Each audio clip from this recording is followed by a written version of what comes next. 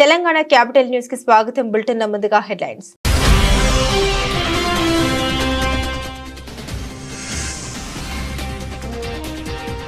అలా ఉంటే రైతు భరోసా ఇవ్వబోం. కేబినెట్ భేటీ తర్వాత రేవంత్ రెడ్డి కీలక ప్రకటన.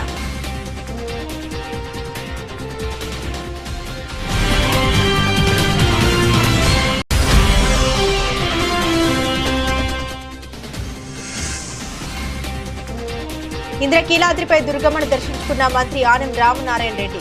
ఆలయ మర్యాదలతో ఘన స్వాగతం పలికిన ఈవో కె రామచంద్ర మోహన్.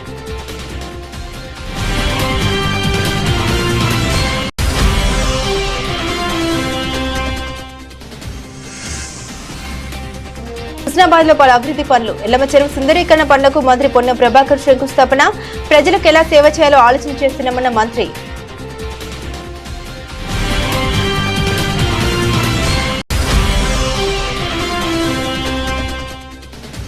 తెలంగాణ కంటే ఉమ్మడి ఆంధ్రప్రదేశ్ రాష్ట్రంలోనే బాగుండేదన్న సీఎం వ్యాఖ్యలపై స్పందించిన కేటీఆర్. సీఎం స్థాయిలో ఉండి నికృష్టపు మాటలు మాట్లాడుతున్నారని ధ్వజమెత్తిన మాజీ మంత్రి.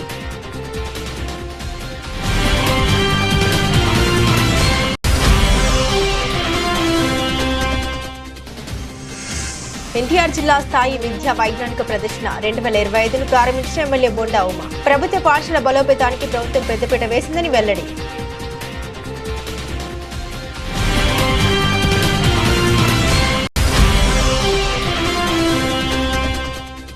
సిద్దిపేట జిల్లా కేంద్రంలోని రోడ్డు భద్రతా మాసోత్సవాలు. ఆర్టీసీ డ్రైవర్లకు సిబ్బందికి రోడ్డు భద్రతా నియమాలపై అవగాహన కల్పించిన Siddipet motor vehicle inspector Shankar Naik, RTC depot manager Sukhender Reddy.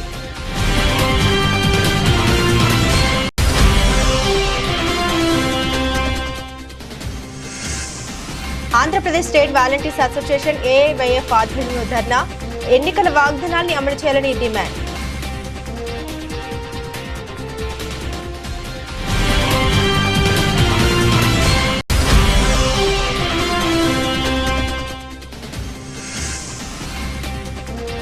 Ayyappa సొసైటీలో 5 అంతస్తుల భవనం కూల్చివేస్తున్న హైడ్రా. ప్రధాన రహదారికి పక్కనే అక్రమంగా నిర్మించినట్లు తేల్చిన హైడ్రా.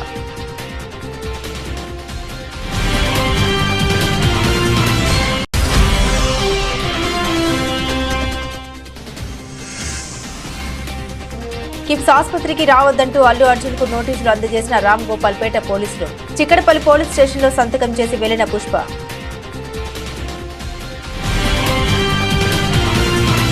రాళ్లు, రప్పలు, గుట్టలు, రోడ్లు, పరిశ్రమలకు ఇచ్చిన భూములు, రియల్ ఎస్టేట్ వెంచర్లు కలిగిన భూములకు రైతు భరోసా ఇవ్వబోమని తెలంగాణ ముఖ్యమంత్రి రేవంత్ రెడ్డి స్పష్టం చేశారు. సచివాలయంలో సీఎం అధ్యక్షతన తెలంగాణ కేబినెట్ సమావేశం జరిగింది.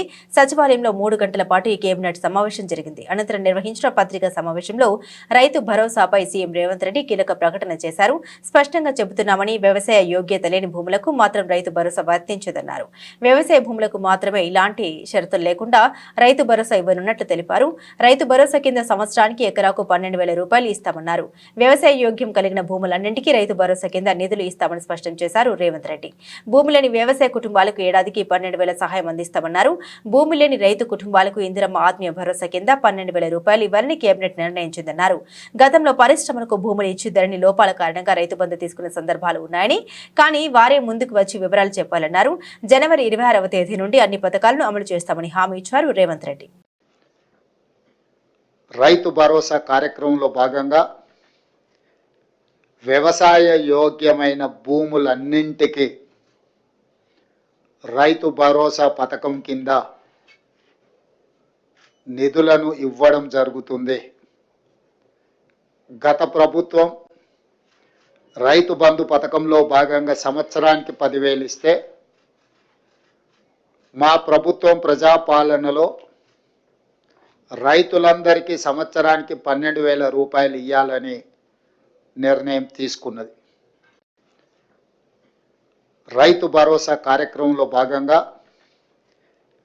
వ్యవసాయ యోగ్యమైన భూములన్నింటికి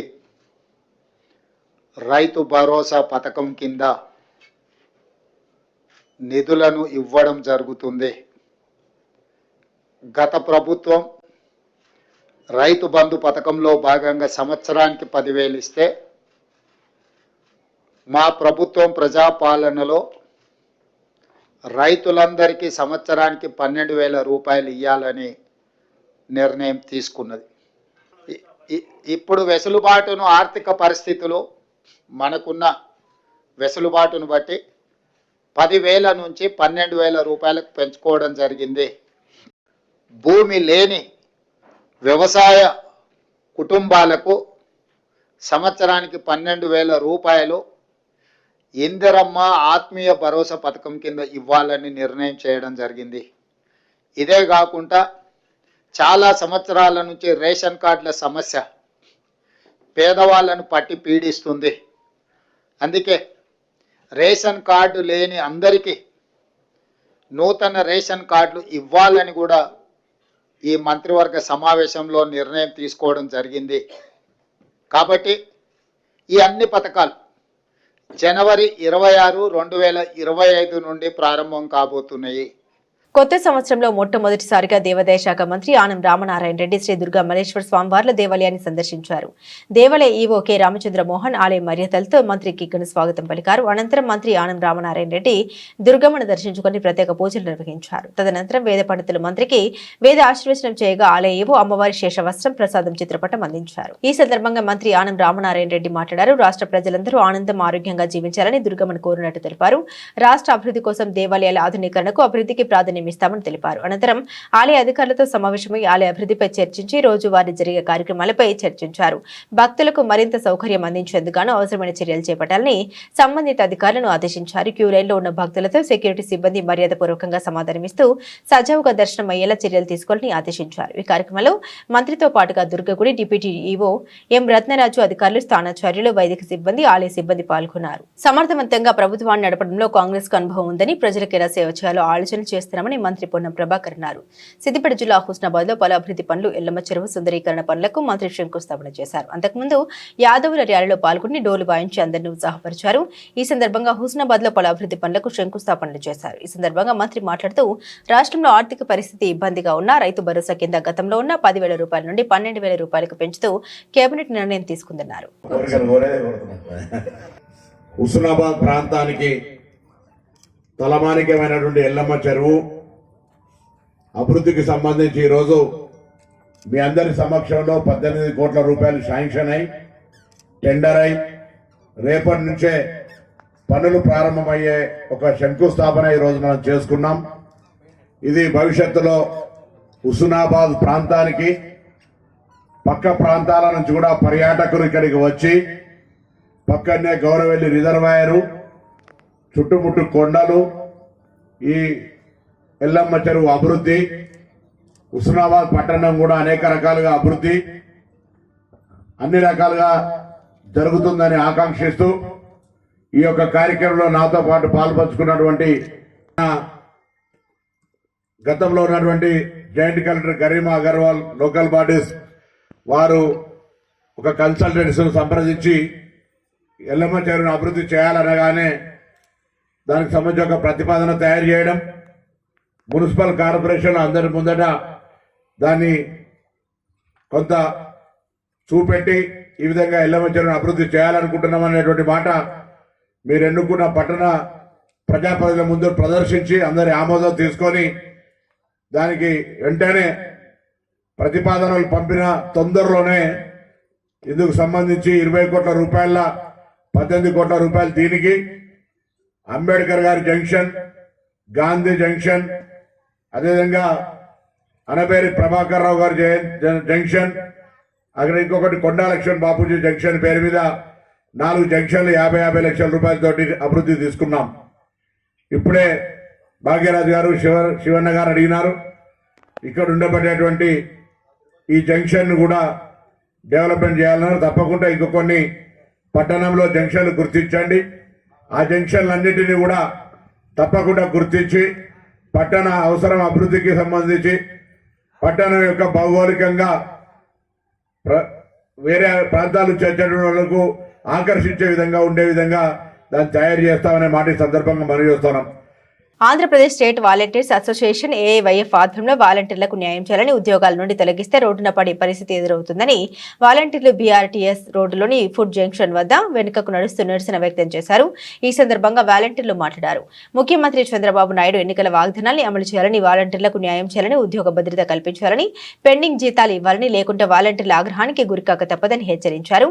ఉగాది పండుగ సందర్భంగా వాలంటీర్లకు 10,000 గౌరవ వేతనం ఇస్తామని చెప్పి అధికారంలోకి వచ్చిన సుదీర్ఘ అనుభవం కలిగిన ముఖ్యమంత్రి చంద్రబాబు నాయుడు గారు నేడు యూటర్న్ తీసుకోవడం సరికాదని, ఎన్నికల సమయంలో ఇచ్చిన హామీ మేరకు వాలంటీర్లకు న్యాయం చేయాలని, బకాయి పడ్డ జీతాలు ఇవ్వాలని, ఉద్యోగ భద్రత కల్పించాలని నిర్ణయం తీసుకోవాలని రాష్ట్ర వ్యాప్తంగా వినూత్న కార్యక్రమాలకు ఏఐవైఎఫ్ పిలుపు ఇవ్వడం జరిగిందని తెలిపారు.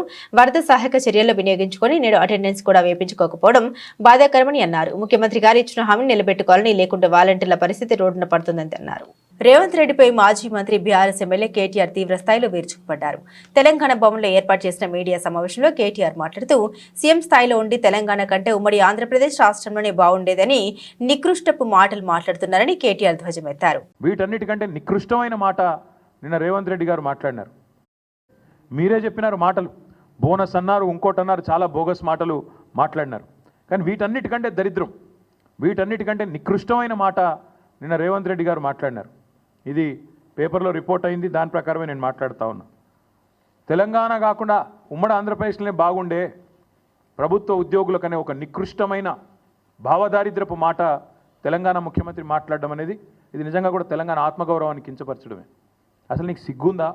ఉద్యమంలో ఎన్నడూ రాలేదు కనీసం కలిసి, ఇవాళ సిగ్గు లేకుండా ఆ ముఖ్యమంత్రి పదవిలో కూర్చొని కూడా ఈ భావదారిద్రపు మాట మాట్లాడడానికి ఒక తెలంగాణ బిడ్డవు కదా, కనీసం రేషమని ఉండాలి కదా. ఎక్కడున్న తెలంగాణ ఎక్కడ పోయిందండి? 10 ఏళ్లలో భారతదేశానికే ఆదర్శంగా నిలబడ్డ తెలంగాణను పట్టుకొని ఉమ్మడి ఆంధ్రప్రదేశ్లోనే బాగుండే పరిస్థితులను మాట్లాడడానికి నీకు మనసెట్లు వచ్చింది? నీ రాష్ట్రాన్ని నువ్వే కించపరచడానికి నువ్వు ముఖ్యమంత్రి అనే ఇంగితం కూడా నీకు లేదా? ఆ మాత్రం సోయి కూడా లేదా అని బాధతో అడుగుతా ఉన్నా. ఒక ముఖ్యమంత్రి పదవిలో కూర్చున్నావు, అదృష్టవంతుడివి నువ్వు. ఎంత గొప్పగా మాట్లాడాలి నువ్వు నీ రాష్ట్రం గురించి, నీ ప్రభుత్వం గురించి కూడా గొప్పగా చెప్పుకోవద్దంటలేదు మేము. కానీ రాష్ట్రాన్ని చిన్నగా చేసి చూపెట్టడం అనే దౌర్భాగ్యం అనేది అయితే ఉందో నిజంగా కూడా బాధాకరం. ప్రవచనాలు చెబుతున్న హోంమంత్రి అనిత నిర్వాకం గురించి టీడీపీ గెజిట్ పేపర్ ఛానల్లో కనిపిస్తున్నాయని విశాఖపట్నం జిల్లా వైఎస్ఆర్సీపీ అధ్యక్షులు గుడివాడ అమర్నాథ్ అన్నారు. గత ప్రభుత్వ హయాంలో టీటీడీలో అన్ని సమస్యలు ఉన్నట్లు లేనిపోని ఆరోపణ చేశారని, కూటమి పాలనలో హోంమంత్రి పేషెంట్ నుండి దర్శనం టికెట్లు, లడ్డూలు, బ్లాక్లు అమ్ముకుంటున్నారని ఆరోపించారు. హిందూ సాంప్రదాయాల గురించి, సనాతన ధర్మం గురించి, తిరుపతి లడ్డుల గురించి మాట్లాడిన పెద్దలు ఇప్పుడు ఏమంటారని ప్రశ్నించారు. పేకాట క్లబ్లు నడుపుతూ ప్రజలు, వ్యాపారుల దగ్గర నుండి ఎమ్మెల్యేలు, మంత్రులు నెలవారీ వసూలు చేస్తున్నారని ఆరోపించారు. రాష్ట్రంలో ఎక్కడికి వెళ్ళినా సరే జగన్మోహన్ రెడ్డి గారిని ఏకవచనంతో మాట్లాడుతూ, వైఎస్ఆర్ కాంగ్రెస్ పార్టీ నాయకుల్ని నోటుకొచ్చినట్టు మాట్లాడుతూ ప్రవచనాలు చెప్తున్నటువంటి హోంమంత్రి గారి నిర్వాహకం గురించి, వారికి సంబంధించినటువంటి గెజిట్ పేపర్లో వచ్చినటువంటి ఆర్టికల్, వాళ్ళకి సంబంధించినటువంటి గెజిట్ ఛానల్ ఏబిఎన్లో కూడా పెద్ద ఎత్తున ఆర్టికల్స్ ఉదయం నుంచి చూపిస్తూ ఉన్నారు. మా హయాంలో టీటీడీ తిరుమల తిరుపతి దేవస్థానం ఏదో ఇబ్బంది పడినట్టు ఆ ప్రాంతం అంతా కూడా, తిరుమల అంతా కూడా లేనిపోయినటువంటి ఆరోపణలు చేసి వారు చేసేటువంటి నిర్వాహకం ఏంటంటే ఉన్నటువంటి రోజుకి ఎమ్మెల్యేలకి ఒక విఐపీ లెటరు, మంత్రులు అయితే 2 విఐపీ లెటర్స్, అంటే 12 మంది వరకు వారు సిఫార్సు చేయొచ్చు, 12 మందికి దర్శనం కల్పించేటువంటి దాన్ని అమ్ముకుంటున్నారట. హోంమంత్రి గారి పేషీ నుంచి ఆ పేషీలో ఉన్నటువంటి ఒక ప్రైవేట్ ఎంప్లాయ్ జిఏడిలో వారి పిఏగా ఎన్రోల్ అయ్యి చివరికి తిరుపతి లెటర్లు అమ్ముకునేటువంటి పరిస్థితిలో ఈ రాష్ట్ర హోంమంత్రి పేషీ ఉందనంటే ఏం మాట్లాడాలి దీని గురించి? అంటే వారికి హిందూ సాంప్రదాయాల గురించి మొన్నటి వరకు మాట్లాడినటువంటి పెద్దలు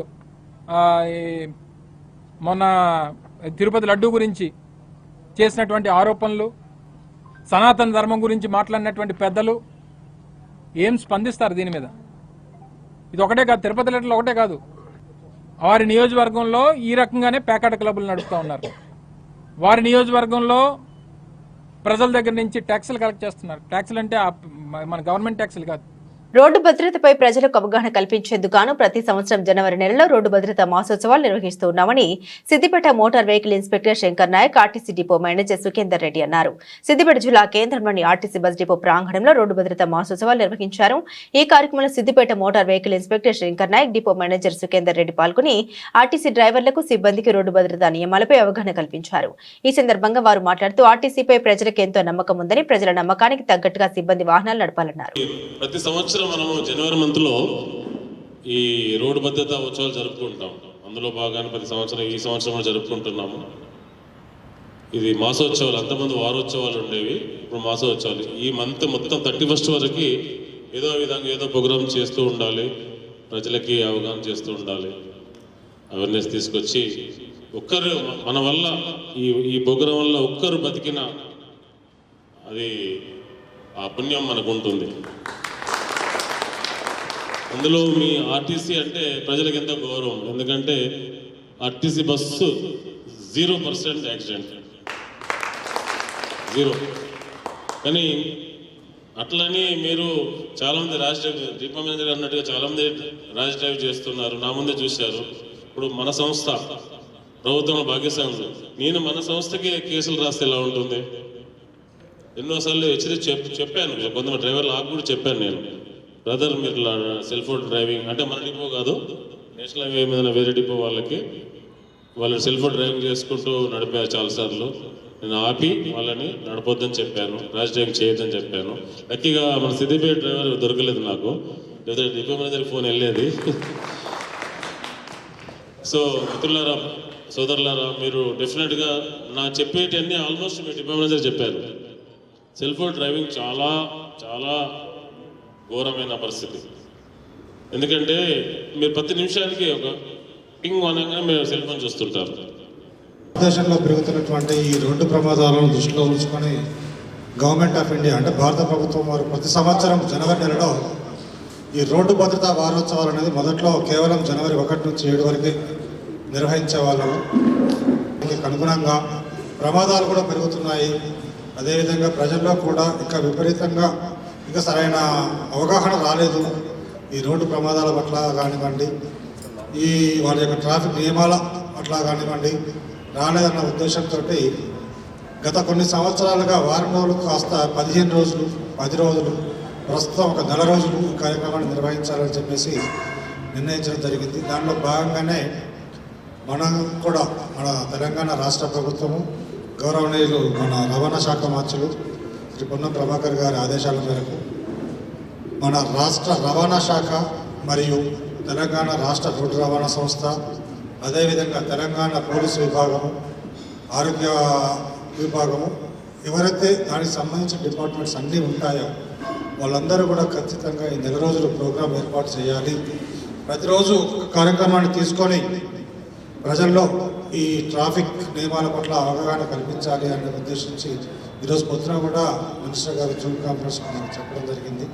దానిలో భాగంగా మనకు సంస్థ ఏదైతే నిర్దేశించిందో రోజువారీ కార్యక్రమాల్లో భాగంగా అంటే ఒకరోజు ఈ డ్రైవర్లందరికీ కూడా ఈ విధంగా అవేర్నెస్ పెట్టడము, ఒకరోజు డ్రైవర్లందరికీ కూడా ఎవరైతే పీరియాడికల్ మెడికల్ ఎగ్జామినేషన్ డ్యూ ఉంటుందో వాళ్ళందరినీ ఆ రోజు కంప్లీట్ చేయడము, ఒకరోజు వాళ్ళందరికీ కౌన్సిలింగ్ ఇవ్వడము, ఒకరోజు మెయింటెనెన్స్ డే అని, ఒకరోజు సమాజ సేవ గుర్తింపుగా సమాజం కోసం బ్లడ్ డొనేషన్ క్యాంపెయిన్, ఇలా ఒక్కొక్క రోజు ఒకటి చేయాలని చెప్పేసి మనకు నిర్దేశించడం జరిగింది. కూటమి సర్కారు విద్యకు అధిక ప్రాధాన్యం ఇచ్చి ప్రభుత్వ పాఠశాల బలోపేతానికి పెద్దపీట వేసిందని ప్రభుత్వ విప్ ఎమ్మెల్యే బోండా ఉమా మహేశ్వరరావు పేర్కొన్నారు. అజిత్ సింగ్ నగర్లోని ఎంకే బేగ్ నగర పాలక ఉన్నత పాఠశాలలో శనివారం దక్షిణ భారత ఎన్టీఆర్ జిల్లా స్థాయి విద్యా వైజ్ఞానిక ప్రదర్శన 2025ను ఆయన ప్రారంభించారు. పలువురు శాస్త్రవేత్తల చిత్రపటాల వద్ద నివాళులర్పించారు. ఉమా మాట్లాడుతూ ఆధునిక సాంకేతిక సౌకర్యాలు కల్పించి విద్యా ప్రమాణాన్ని మెరుగుపరిచి ప్రైవేటుకు ధీటుగా తీర్చిదిద్దుతామని తెలిపారు. ఆధునిక సాంకేతిక సౌకర్యాలు, అనుభవజ్ఞాన ఉపాధ్యాయుల బోధనను వినియోగించుకుని ఉత్తమ ఫలితాలను సాధించాలని విద్యార్థులకు సూచించారు. నియోజకవర్గంలోని పాఠశాలలో ప్రయోగశాలలకు అవసరమైన పరికరాలు అందిస్తామని హామీనిచ్చారు. జిల్లా సైన్స్ అధికారి మైనం హుస్సేన్ మాట్లాడుతూ జిల్లాకు 2014 నుండి 2017 వరకు వరుసగా దక్షిణ భారత స్థాయిలో బుక్ ప్రైజ్ అవార్డు లభించాయని కొనియాడారు. ప్రస్తుత జిల్లా స్థాయి ప్రదర్శనలో ప్రతి విభాగం నుండి తొలి 2 స్థానాల్లో నిలిచిన ప్రాజెక్టులు రాష్ట్ర స్థాయికి ఎంపికవుతాయని వివరించారు. Southern states NTR district level science exhibition ఇక్కడ ఎంకేపీ స్కూల్లో జరగటం, దానికి ఎంఈఓలు, డిఈఓలు, అలాగే మన సైన్స్ ఎక్స్టర్ గారు, అధికారులు, ఇక్కడ టీచర్లు, పండగ వాతావరణంలో మన పిల్లలందరూ కూడా ఈ కార్యక్రమంలో పాల్గొనడం అభినందనీయం. గతంలో ఇలాంటి ప్రోగ్రామ్స్ ఎప్పుడు కూడా జరిగేవి కావు. ఇవాళ ఈ ప్రభుత్వం వచ్చినాక అన్ని రకాలుగా గవర్నమెంట్ స్కూల్స్కి ప్రాధాన్యత పెరిగింది. ఈరోజే గౌరవ మంత్రి నారా లోకేష్ గారు ఇక్కడ పైకాపురం జూనియర్ కాలేజీలో మరి వాళ్ళ డొక్కా సీతమ్మ గారి పేరు మీద పెట్టినటువంటి మధ్యాహ్న భోజన పథకాన్ని కూడా ఆయన చేతుల మీద ప్రారంభిస్తూ ఉన్నారు. అంటే గవర్నమెంట్ స్కూల్లో చదివే పిల్లల పట్ల ప్రభుత్వ చిత్తశుద్ధి ఏంటనేది, ప్రభుత్వం యొక్క ఇంట్రెస్ట్ ఏంటనేది, ప్రోత్సాహం ఏంటనేది అర్థమవుతా ఉంది. ఇవాళ అన్ని రకాలుగా గవర్నమెంట్ స్కూల్ని కార్పొరేట్ స్కూల్స్ ధీటుగా తయారు చేయడమే లక్ష్యంగా అధికారులు కానీ, టీచర్లు కానీ, గవర్నమెంట్ కానీ అందరూ కూడా దీక్ష పొందినట్టుగా పనిచేస్తారు. ఎందుకంటే ఇవాళ గతంలో కూడా చెప్పాను, గవర్నమెంట్ స్కూల్లో చదివిన పిల్లలు దేనికి కూడా తీసుకోరు. ఇవాళ ఈ దేశ ప్రధాని నరేంద్ర మోడీ గారు గవర్నమెంట్ స్కూల్లో చదువుకున్నటువంటి వ్యక్తి, ఈ రాష్ట్ర ముఖ్యమంత్రి చంద్రబాబు నాయుడు గారు గవర్నమెంట్ స్కూల్లో చదువుకున్నటువంటి వ్యక్తి, మీతో మాట్లాడుతున్న మీ శాసనసభ్యుడైన నేను బోయపాటి శివరామకృష్ణ మున్సిపల్ హై స్కూల్లో చదువుకున్నటువంటి వ్యక్తి. యువతను సన్మార్గంలో నడిపించే సినిమాలు రావాలని షార్ట్ ఫిల్మ్ దర్శకుడు నిర్మాతలు ఆ దిశగా చిత్రాలు నిర్మించాలని తెలంగాణ సాంస్కృతిక సారథి డాక్టర్ వెన్నెల అన్నారు. తెలంగాణ భాషా సాంస్కృతిక శాఖ సహకారంతో కరీంనగర్ ఫిల్మ్ సొసైటీ లఘు చిత్రాల నిర్మాతల మండలి ఆధ్వర్యంలో రాష్ట్ర స్థాయి లఘు చిత్రాల పోటీలు నిర్వహించారు. అనంతరం విజేతలకు అవార్డులు అందించారు. ఈ సందర్భంగా మాట్లాడుతూ 1000 మాటల్ని ఒక చిత్రం ప్రతిబింబిస్తుందని అన్నారు.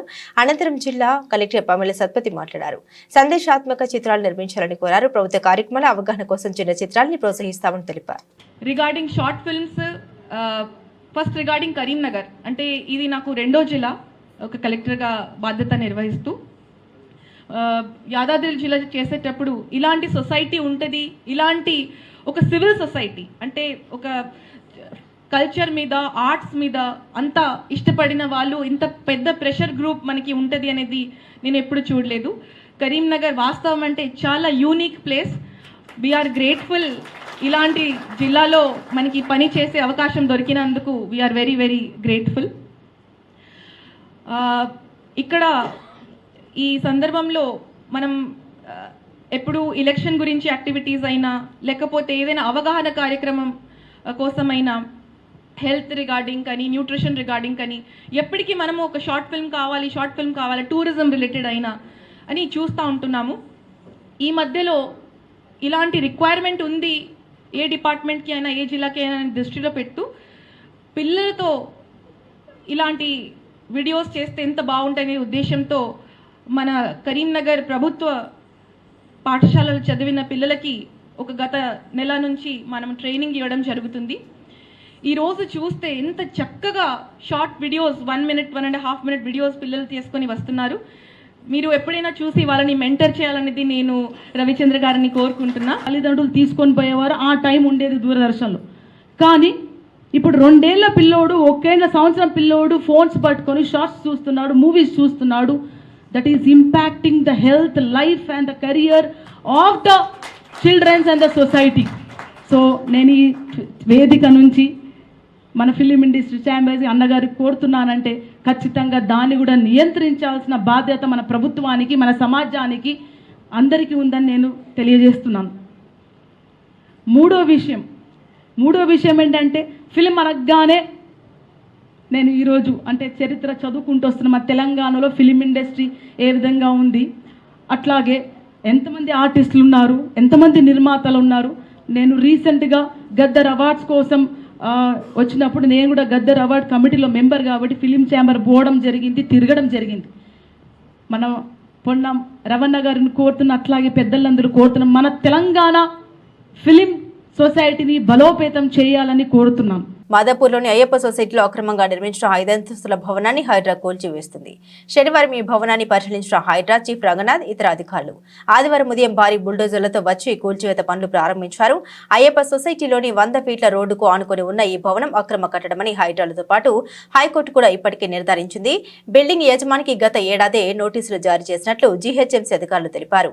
ఈ నేపథ్యంలోనే హైడ్రా అధికారులు ఆదివారం ఉదయం బిల్డింగ్ కూల్చివేత పనులు మొదలుపెట్టారు. మరోవైపు సోమవారం నుండి హైడ్రాలో ప్రజావాణి కార్యక్రమం ప్రారంభం కానుంది. ప్రతి సోమవారం బుద్ధ భవన్లో ఉదయం 11 గంటల నుండి సాయంత్రం 5:30 వరకు ప్రజావాణి నిర్వహించనున్నారు.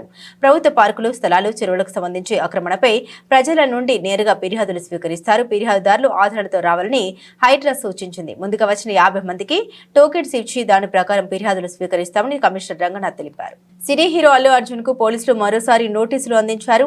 ఆదివారం ఉదయం జూబ్లీ హిల్స్ లోని అల్లు అర్జున్ నివాసానికి రామ్ గోపాల్ పేట పోలీసులు చేరుకున్నారు. హీరోను కలిసి నోటీసులు అందించారు.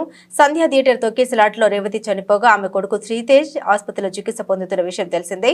ఆ బాలుడిని త్వరలోనే పరామర్శిస్తారంటూ అల్లు అర్జున్ ఇటీవల పేర్కొన్నారు.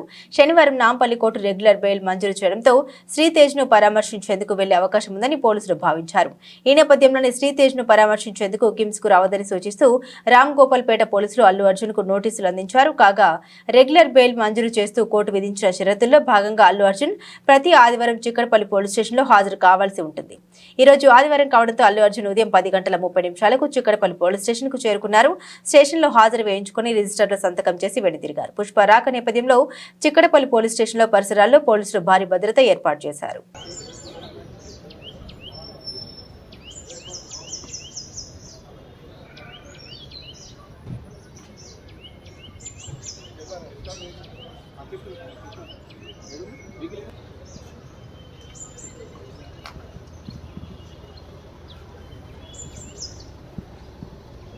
బులెటిన్ ముగించే ముందు హెడ్లైన్స్ మరోసారి.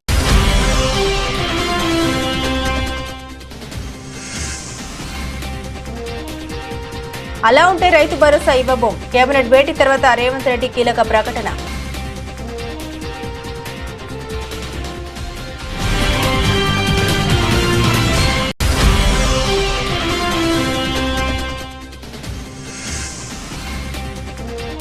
ఇంద్రకీలాద్రిపై దుర్గమ్మను దర్శించుకున్న మంత్రి ఆనం రామనారాయణ రెడ్డి.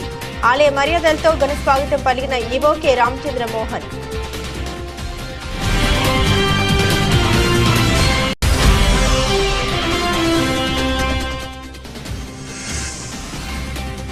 హుస్నాబాద్ లో పలు అభివృద్ధి పనులు. ఎల్లమ్మ చెరువు సుందరీకరణ పనులకు మంత్రి పొన్నం ప్రభాకర్ శంకుస్థాపన. ప్రజలకు ఎలా సేవ చేయాలో ఆలోచన చేస్తున్నామన్న మంత్రి.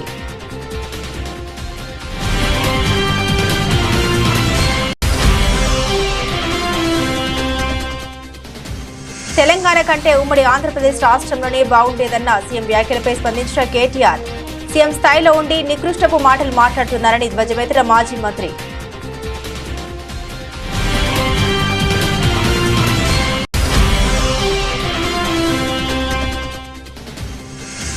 ఎన్టీఆర్ జిల్లా స్థాయి విద్యా వైజ్ఞానిక ప్రదర్శన 2025ను ప్రారంభించిన ఎమ్మెల్యే బొండా ఉమా. ప్రభుత్వ పాఠశాల బలోపేతానికి ప్రభుత్వం పెద్దపీట వేసిందని వెల్లడి.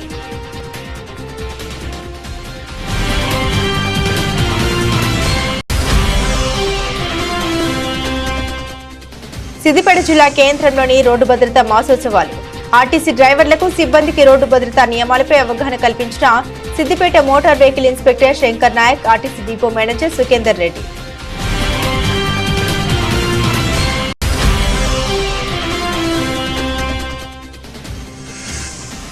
Andhra Pradesh state volunteers association AIYF ఆధ్వర్యంలో ధర్నా.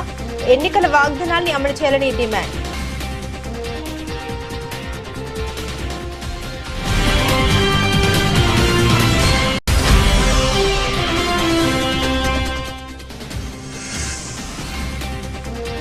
అయ్యప్ప సొసైటీలో 5 అంతస్తుల భవనం కూల్చివేస్తున్న హైడ్రా. ప్రధాన రహదారికి పక్కనే అక్రమంగా నిర్మించినట్లు తేల్చిన హైడ్రా.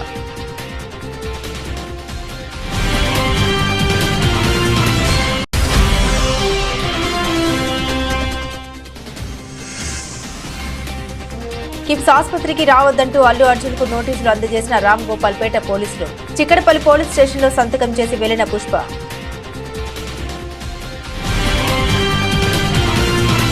ఇవి బులెటిన్లోని విశేషాలు. తిరిగి మరో బులెటిన్తో మళ్ళీ కలుసుకుందాం. అంతవరకు సెలవు. నమస్కారం.